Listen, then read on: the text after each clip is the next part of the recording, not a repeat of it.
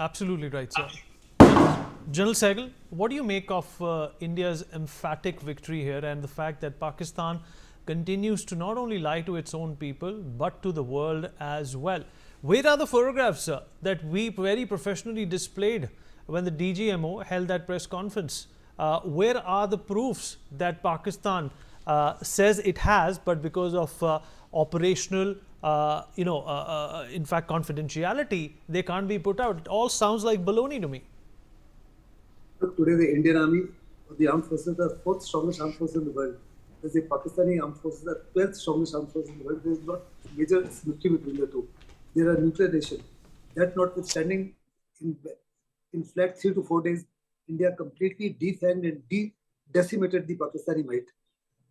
What we've been able to achieve is virtually converting the impossible into a possible. The entire world is stunned to see the capability and the proficiency of the Indian Army and the professionalism of the Indian Army. Prime Minister led the entire thing from the front. His decision-making capability, the political will that he displayed, the resolve of the nation was absolutely outstanding. Giving the armed forces a carte blanche, free play, and allowing them to, he set out the political aim very, very clearly, and thereafter gave the armed forces a free hand to accomplish the political aim as they deem fit. And what the Indian armed forces were able to do is something that is absolutely no army in the world could have done it. The Americans couldn't do it, the Russians can't do it, the Chinese cannot do it, Israelis cannot do it. Look, the Americans are a superpower. They cannot beat, or they've not been able to defeat the Houthis. Israel has been struggling against Hamas, which has got no technology, no air defense, no air power for almost 19 months. Russia, which was also a superpower in its own right, has been fighting Ukraine for almost 3 years and not been able to achieve. What the Indian armed forces have displayed is something that is absolutely, totally unparalleled in the annals of warfare. No country ever will be able to achieve what we've been able to achieve, and that we've done so in exactly less than 96 hours.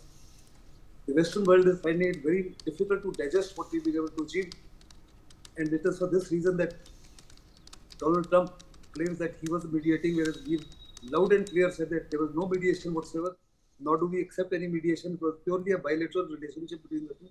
And it was the DGM of the Pakistani army who went crying to the rest of the world to save Pakistan from a devastation being unleashed by the Indian armed forces. And well, we have told them that the operation has been paused, but the operation has not come to an end. Operation Sindoor is continuing.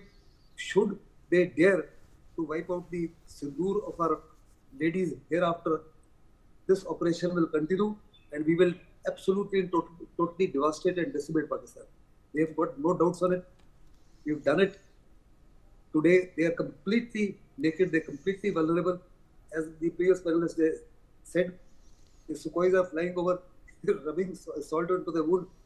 The Pakistanis have no air defense capability. They are absolutely vulnerable and naked. Indian Air Force can play absolutely merry hell into them.